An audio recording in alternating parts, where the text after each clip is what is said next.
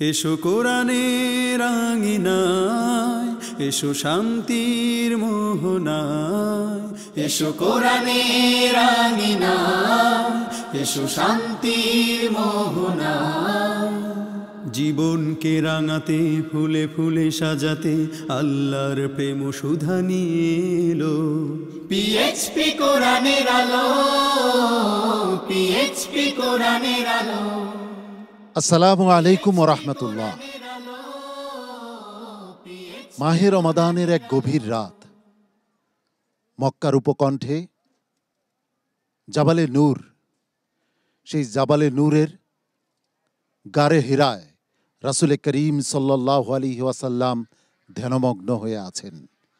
তিনি সন্ধান করছেন তার স্রষ্টার, তার প্রতিপালকের। এমনই সময় জিবরাইল আলাইহিস সালাম এলেন মহান রাব্বুল আলামিনের পক্ষ থেকে, নিয়ে এলেন আল্লাহর ঐশী কালাম। সর্বশেষ ও সর্বশ্রেষ্ঠ আসমানি কিতাবের নাজিল শুরু হলো সে রাত থেকেই। যে রাতে নাজিল হলো আল কুরআনুল কারীম, সেই রাত হলো মহিমান্বিত, হাজার মাসের চেয়ে উত্তম। যে মাসে নাজিল হলো আল কুরআনুল কারীম, সে মাস হলো সকল মাসের সেরা। যার উপর নাজিল হলো আল কুরআনুল কারীম, সেই রাসূল, সেই নবী হলেন সর্বশেষ সর্বশ্রেষ্ঠ নবী ও সর্বশ্রেষ্ঠ রাসূল। আল কুরআনুল কারীমের সংস্পর্শে যা আসবে তাই হবে মহিমান্বিত। সেই আল কুরআনুল কারীমের তিলাওয়াতের অনুষ্ঠান, হিফজুল কোরআন প্রতিযোগিতার এক অনবদ্য অসাধারণ আয়োজন পিএইচপি কোরআনের আলো প্রতিভার সন্ধানে 2025-এ আপনাদের সবাইকে স্বাগত জানাচ্ছি। আমি শাহ ইফতেখার তারিক। এই অনুষ্ঠানের টাইটেল স্পন্সর হিসেবে রয়েছে পিএইচপি ফ্যামিলি, কো স্পন্সর হিসেবে রয়েছে Al Arafah Islami bank PLC, smart synthetic colour paste, centre for Zakat management, infinity mega mall, savoy ice cream, ইয়ার এশিয়া ও ইসলামী ব্যাংক বাংলাদেশ পিএলসি। আলহামদুলিল্লাহ, তৃতীয় রাউন্ড পেরিয়ে আমরা চলে এসেছি চতুর্থ রাউন্ডে। এই রাউন্ডে মোট প্রতিযোগীর সংখ্যা হচ্ছে 12 জন। তাদেরকে 3টি গ্রুপে বিভক্ত করা হয়েছে। আজ পারফর্ম করবে প্রথম গ্রুপ। এই গ্রুপে রয়েছে 4 জন প্রতিযোগী। প্রতিযোগীকে মঞ্চে ডাকবার আগে চলুন পরিচিত হয়ে নেই সম্মানিত বিচারক মণ্ডলীর সাথে।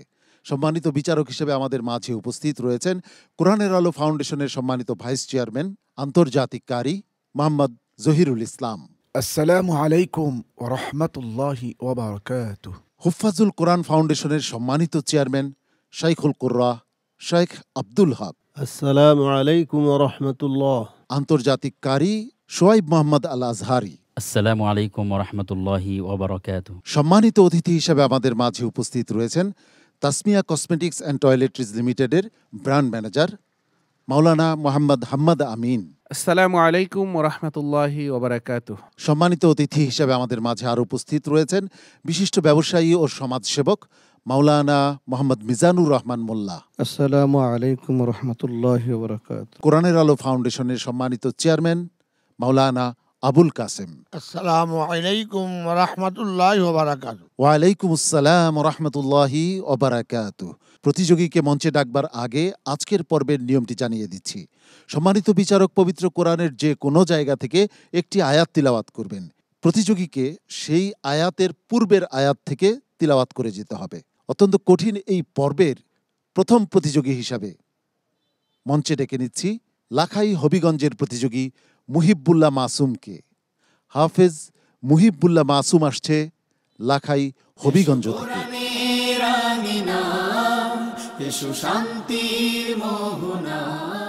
আসসালামু আলাইকুম ওয়া রাহমাতুল্লাহি ওয়া বারাকাতুহু। ওয়া আলাইকুম আসসালাম ওয়া রাহমাতুল্লাহি ওয়া বারাকাতুহু। আউযু বিল্লাহি মিনাশ শাইতানির রাজীম। বিসমিল্লাহির রহমানির রহিম। ফালিকুল ইসবাহ। أعوذ بالله من الشيطان الرجيم. بسم الله الرحمن الرحيم. إن الله فالق الحب والنوى يخرج الحي من الميت ومخرج الميت من الحي ذلكم الله فأنى تؤفكون فالق الإصباح وجعل الليل سكنا والشمس والقمر حسبانا ذلك تقدير العزيز العليم وهو الذي جعل لكم النجوم لتهتدوا بها في ظلمات البر والبحر قد فصلنا الآيات لقوم يعلمون وهو الذي أنشأكم من نفس واحدة فمستقر ومستودع قد فصلنا الآيات لقوم يفقهون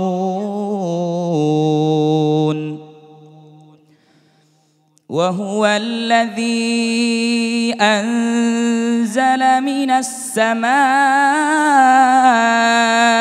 ماء فأخرجنا به نبات كل شيء فأخرجنا منه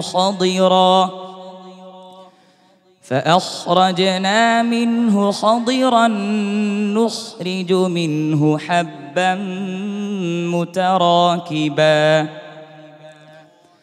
ومن النخل من طلعها قنوان دانية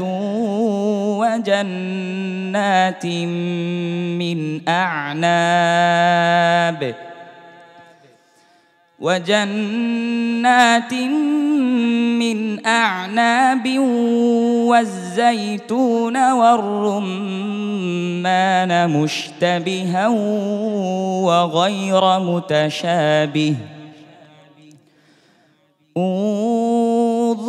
انظروا إلى ثمره إذا أثمر وينعه إن في ذلكم لآيات لقوم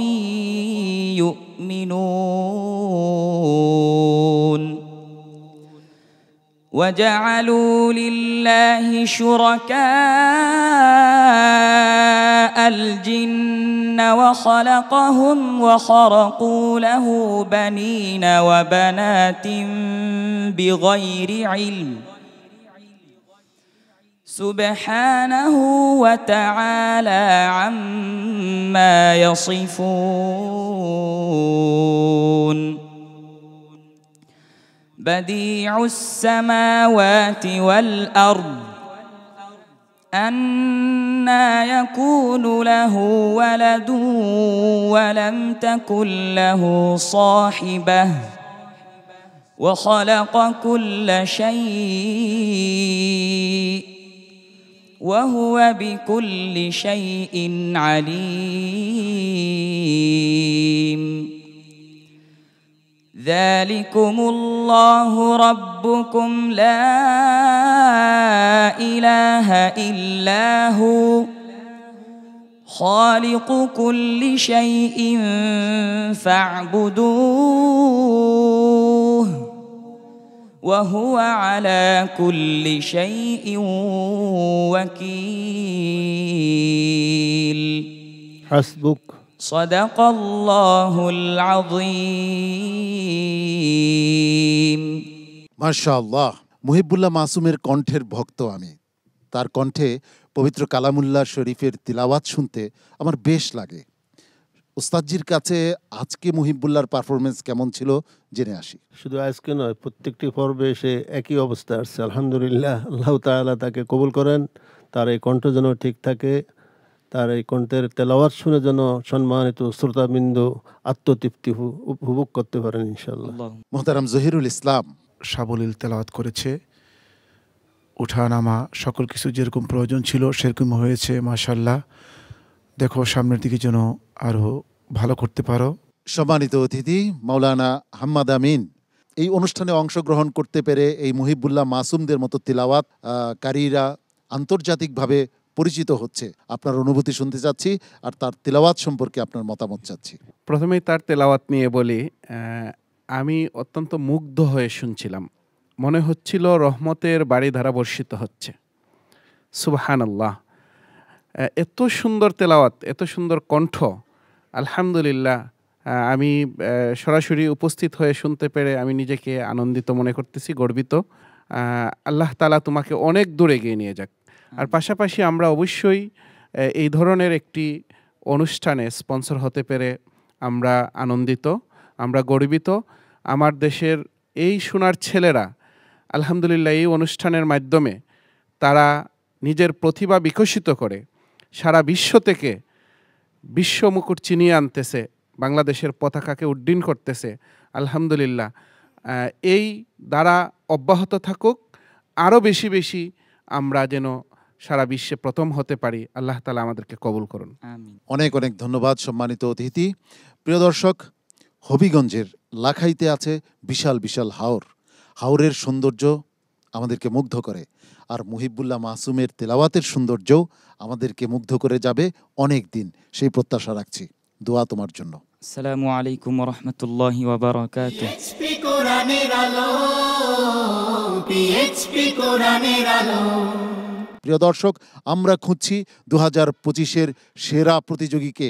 সেই ধারাবাহিকতায় আমরা অবস্থান করছি চতুর্থ রাউন্ডে। চতুর্থ রাউন্ডের প্রথম গ্রুপের প্রথম প্রতিযোগীর পারফরমেন্স আমরা উপভোগ করেছি বিরতির আগে। এবারে ডেকে নিচ্ছি পরবর্তী প্রতিযোগীকে। সে প্রতিযোগী এসেছে ইটনা কিশোরগঞ্জ থেকে, নাম তার আরিক হাসান আবিদ। মঞ্চে আসছে কনিষ্ঠতম একজন প্রতিযোগী আরিক হাসান আবিদ।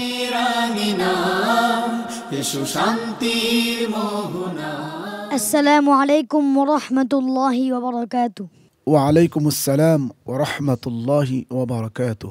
أعوذ بالله من الشيطان الرجيم. ذلك بأن الله هو الحق وأنه يحيي الموتى. أعوذ بالله من الشيطان الرجيم.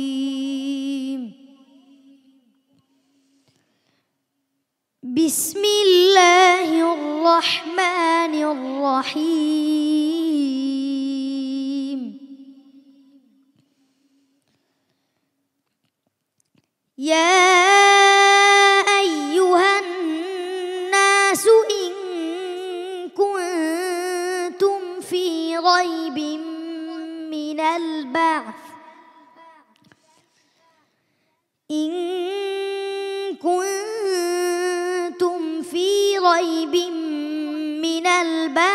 فإنا خلقناكم من تراب ثم من نطفة ثم من علقة ثم من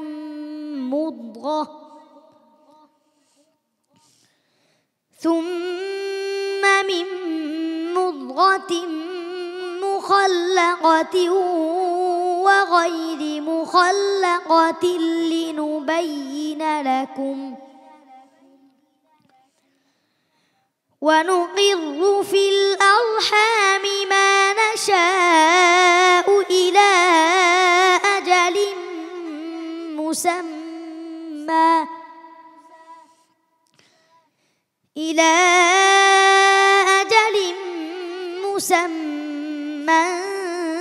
ثم نخرجكم طفلا ثم نخرجكم طفلا ثم لتبلغوا أشدكم ومنكم من يتوفى ومنكم من يرد إلى أرذل العمر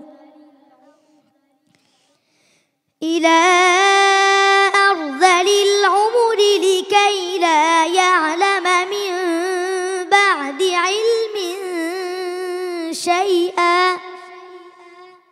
وترى الأرض هامدة فإذا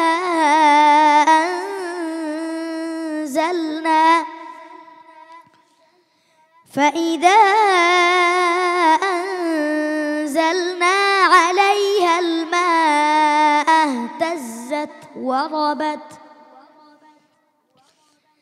اهتزت وربت وأنبتت من كل زوج بهيج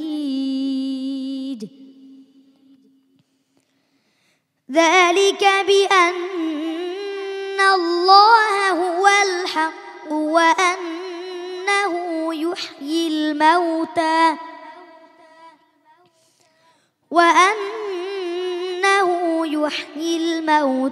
وأنه على كل شيء قدير وأن الساعة آتية لا ريب فيها وأن الله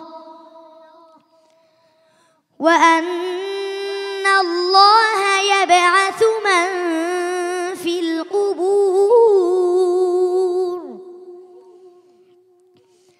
ومن الناس من يجادل في الله بغير علم ولا هدى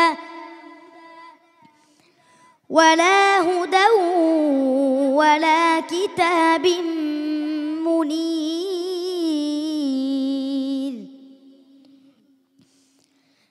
ثاني عطفه ليضل عن سبيل الله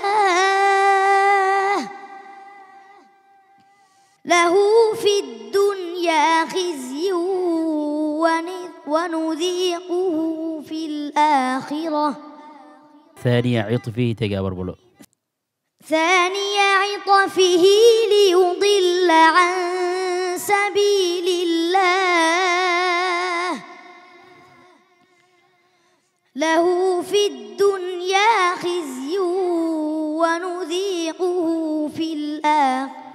ونذيقه يوم القيامة له في الدنيا خزي ونذيقه يوم القيامة عذاب الحريق حسبك صدق الله العظيم صدق الله العظيم মাশাআল্লাহ। আরিক হাসান আবিদের আজকের পারফরমেন্স নিয়ে সম্মানিত বিচারক শোয়েব মোহাম্মদ আল আজহারির মতামত নিচ্ছি। আরিক হাসান আবিদ খুব শক্ত প্রতিযোগী, খুব চমৎকার তেলাওয়াত করে আসছিল এবং হৃদয় নিংড়ানো তেলাওয়াত, চমৎকার তেলাওয়াত। একটু ভুল হয়ে গিয়েছে কিন্তু ঘাবড়ানোর কিছু নেই। কোরআনের হাফেজ সর্বদা বিজয়ী, এতটুকু ভুলে কিছু হয় না।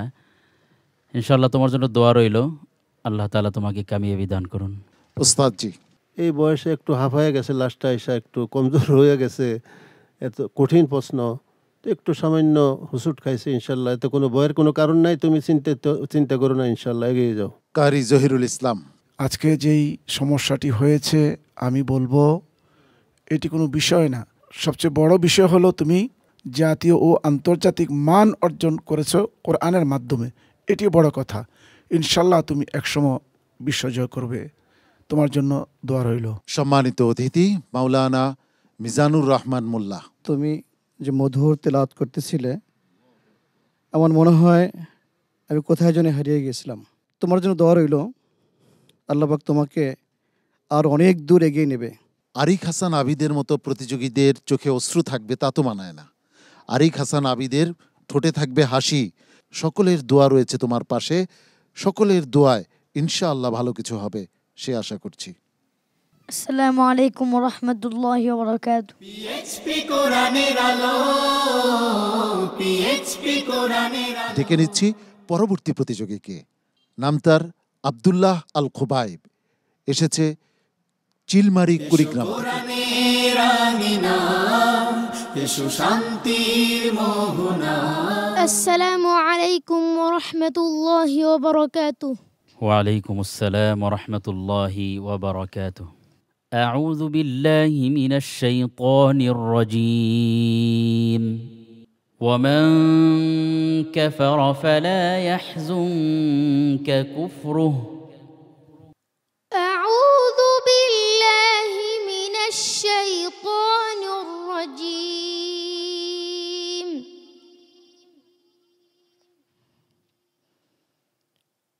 بسم الله الرحمن الرحيم.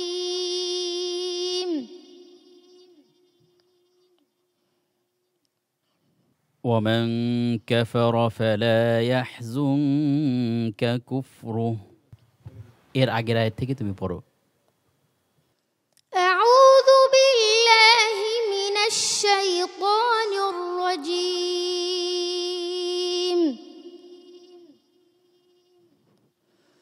بسم الله الرحمن الرحيم. ومن يسلم وجهه إلى الله ومن يسلم وجهه إلى الله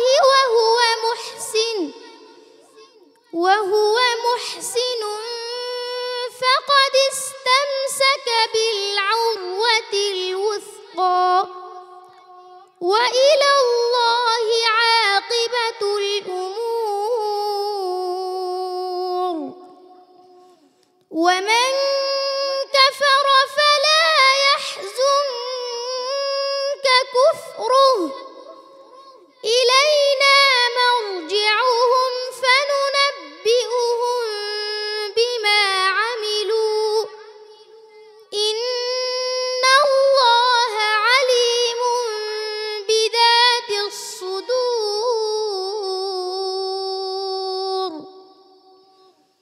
نمتعهم قليلا ثم نضطرهم إلى عذاب غليظ.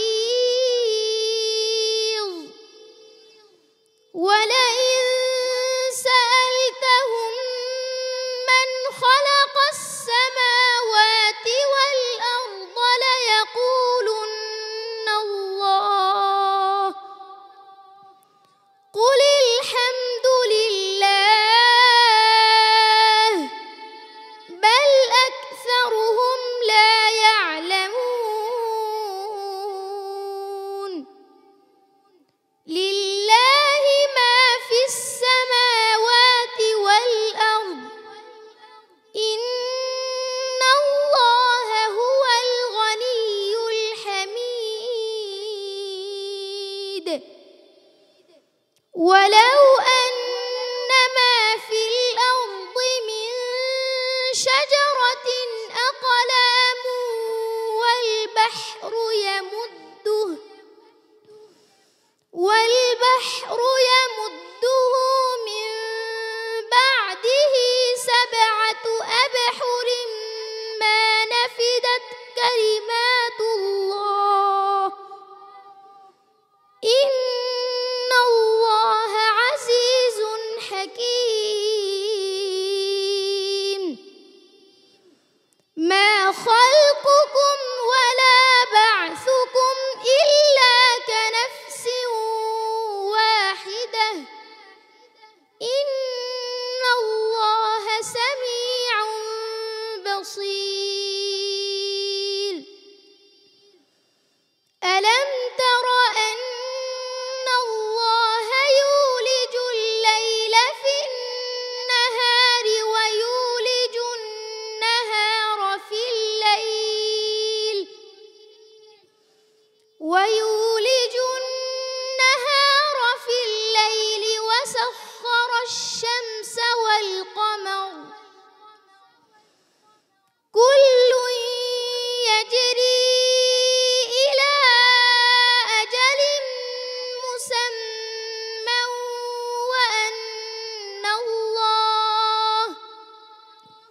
وأن الله بما تعملون خبير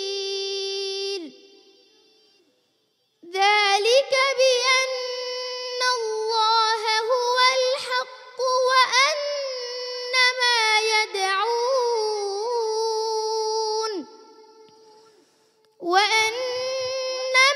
يدعون من دونه الباطل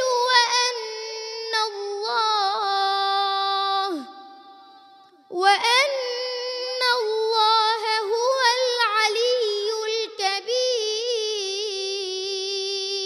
হাসবুক। صدق الله مولانا العظيم মাশাআল্লাহ। আব্দুল্লাহ আল খুবাইবের আজকের পারফরমেন্সে তার নিজেরই মন খারাপ।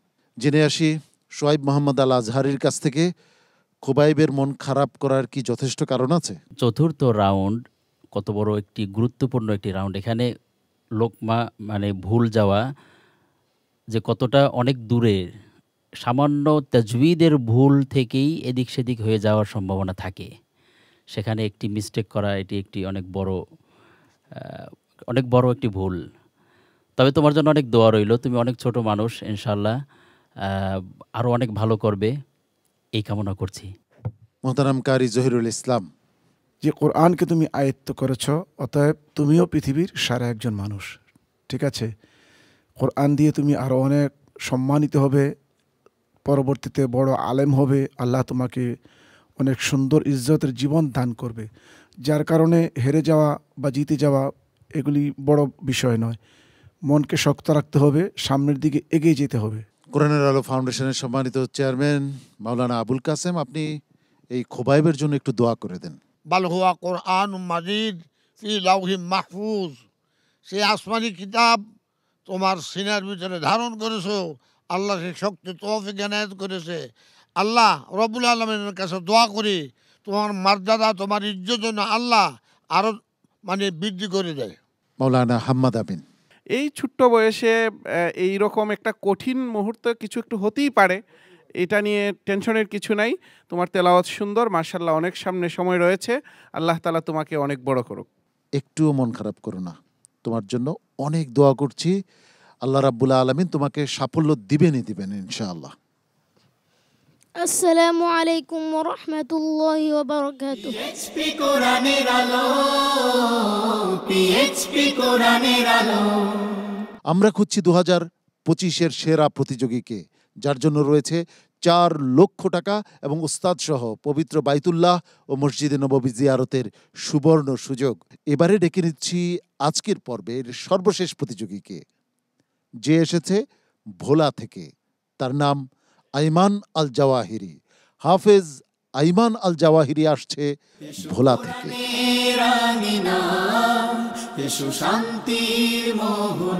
আসসালামু আলাইকুম ওয়া রাহমাতুল্লাহি ওয়া বারাকাতুহু। وعليكم السلام ورحمة الله وبركاته. أعوذ بالله من الشيطان الرجيم. بسم الله الرحمن الرحيم.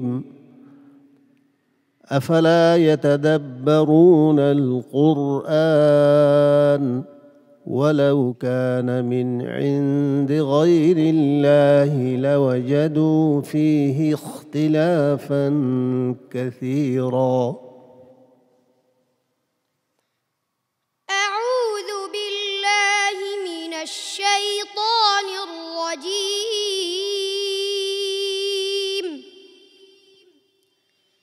بسم الله الرحمن الرحيم. ويقولون طاعة فإذا برزوا من عندك بيت طائفة منهم غير الذي تقول والله يكتب ما يبيتون فأعرض عنهم وتوكل على الله وكفى بالله وكيلا. أفلا يتدبرون القرآن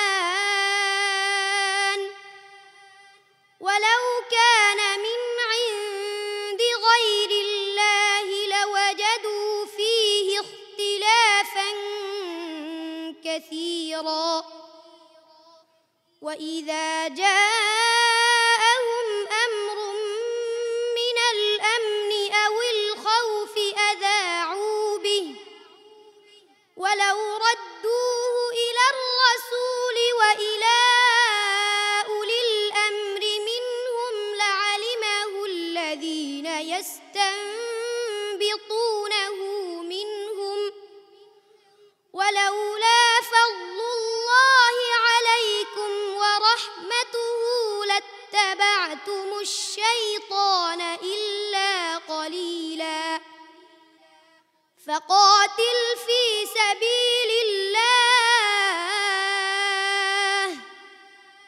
لا تكلف إلا نفسك وحرض المؤمنين عسى الله أن يكف بأس الذين كفروا والله أشد بأسا وأشد تنكيلا من يشفع شفاعة حسنة يكن له نصيب منها ومن يشفع شفاعة سيئة يكن له كفل منها وكان الله على كل شيء مقيتا وإذا حييتم بتحية فحيوا بأحسن منها أو ردوها إن الله كان على كل شيء حسيبا الله لا إله إلا هو ليجمعنكم إلى يوم القيامة لا ريب فيه ومن أصدق من الله حديثا فما لكم في المنافقين فئتين والله أركسهم بما كسبوا أتريدون أن تهدوا من أضل الله ومن يضلل الله فلن تجد له سبيلا حسبك صدق الله العظيم মাশাআল্লাহ। আইমান আল জাওয়াহিরি, অনেক প্রিয় একটি মুখ। আইমান আল জাওয়াহিরির আজকের পারফরমেন্স কেমন ছিল ওস্তাদজির কাছ থেকে জেনে আসি। অতীতের সমস্ত পর্ব থেকে আজকের পর্বের তেলাওয়াত অত্যন্ত চমৎকার হয়েছে, আলহামদুলিল্লাহ, জাযাকাল্লাহ খাইর। আইমান জাওয়াহিরি, তুমি এগিয়ে যাও ইনশাল্লাহ। খুব সুন্দর হয়েছে শুরু থেকে শেষ পর্যন্ত তার আজকের তেলাওয়াত, মাশাআল্লাহ। শোয়েব মোহাম্মদ আল আজহারি, আপনি তো মিশরে অবস্থান করেন। আইমান আল জাওয়াহিরি কিন্তু মিশরের নয়, সে ভোলা থেকে এসেছে। তার পারফরমেন্স কেমন ছিল? খুব চমৎকার তেলাওয়াত হয়েছে। ফার্স্ট টু লাস্ট ওস্তাদজি প্রশ্ন করেছেন এবং সাবলীলভাবে পুরো প্রশ্নটি খুব সুন্দরভাবে শেষ করেছে। আলহামদুলিল্লাহ, তোমার জন্য অনেক অনেক দোয়া রইল। জাওয়াহিরির জন্য শুভকামনা ও দোয়া আমার পক্ষ থেকে। আসসালামু আলাইকুম ওয়া রাহমাতুল্লাহি ওয়া বারাকাতুহু। পিএইচপি কোরআনের আলো, পিএইচপি কোরআনের আলো।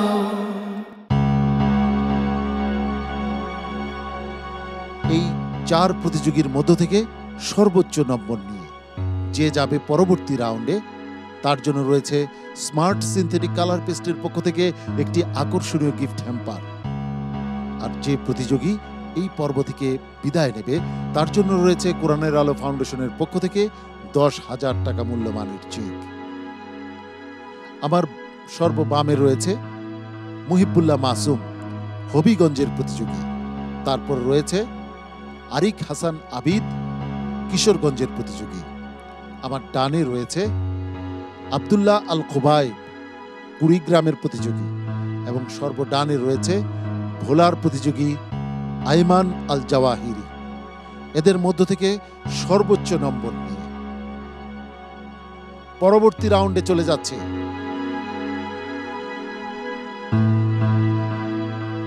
হবিগঞ্জের প্রতিযোগী মুহিবুল্লাহ মাসুম।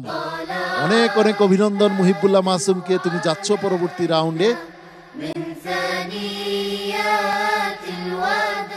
মানে পঞ্চম রাউন্ডে চলে যাচ্ছ তুমি।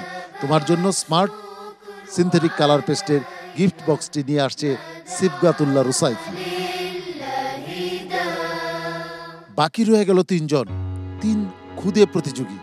আসলে বয়সে তারা ছোট, কিন্তু মর্যাদায় তারা মোটেও ছোট নয়। তারা আল কোরআনকে হিফজ করেছে এবং এত বড় মঞ্চে চমৎকার পারফর্ম করেছে, চতুর্থ রাউন্ডে উঠে এসেছে। আমার ভাইয়ের আরিক হাসান আবিদ আজ তার পারফরমেন্স নিয়ে সে নিজেই বোধহয় পুরোপুরি সন্তুষ্ট নয়। তারপর রয়েছে আব্দুল্লাহ আল খোবাইব, সেও তার আজকের পারফরমেন্স নিয়ে পুরোপুরি সন্তুষ্ট হতে পারেনি। আর ডানে রয়েছে আইমান আল জাওয়াহিরি। এই তিনজনের মধ্য থেকে পরবর্তী রাউন্ডে চলে যাচ্ছে ভোলার প্রতিযোগী আইমান আল জাওয়াহিরি। অনেক অনেক অভিনন্দন আইমান আল জাওয়াহিরিকে, তুমি যাচ্ছ তোমার পরবর্তী রাউন্ডে, তুমি তোমার আসন গ্রহণ করো। বাকি রয়ে গেল দুজন। এই দুজনের মধ্য থেকে একজনকে বিদায় নিতে হবে আর একজন যাবে পরবর্তী রাউন্ডে। আজকের এই চতুর্থ রাউন্ডে প্রথম গ্রুপের প্রতিযোগী হিসাবে তুমি যাচ্ছ পরবর্তী রাউন্ডে। অনেক অনেক অভিনন্দন আরিক হাসান আবিদকে, তুমি তোমার আসন গ্রহণ করো। আর খোবাইব, আব্দুল্লাহ আল খোবাইব আমার অনেক পছন্দের একজন প্রতিযোগী, তাকে বিদায় দিতে হচ্ছে। আজকের বিদায়ী প্রতিযোগী আব্দুল্লাহ আল খোবাইবের হাতে কোরআনের আলো ফাউন্ডেশনের পক্ষ থেকে 10,000 টাকা মূল্যমানের চেক তুলে দেওয়া হচ্ছে।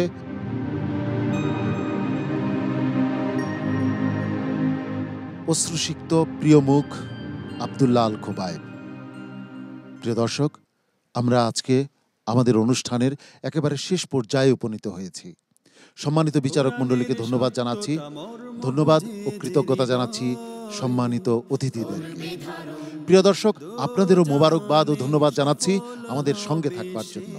আজকের মতো আগামীকাল একই সময়ে আপনাদের প্রিয় স্যাটেলাইট চ্যানেল এনটিভির পর্দায় আপনাদের প্রিয় অনুষ্ঠান হিফজুল কোরআন প্রতিযোগিতার অনবদ্য আয়োজন পিএইচপি কোরআনের আলো প্রতিভার সন্ধানে 2025 দেখার আন্তরিক আমন্ত্রণ জানাচ্ছি। মহান রাব্বুল আলামিন আপনাদের সবাইকে ভালো রাখুন, সুস্থ রাখুন, ঈমান ও আমলের সঙ্গে রাখুন, এই প্রত্যাশায় আমি শাহ ইফতেখার তারিক আজকের মতো এখানেই বিদায় নিচ্ছি। আসসালামু আলাইকুম ওয়া রাহমাতুল্লাহি ওয়া বারাকাতুহু। পিএইচপি কোরআনের আলো, পিএইচপি কোরআনের আলো, পিএইচপি কোরআনের আলো।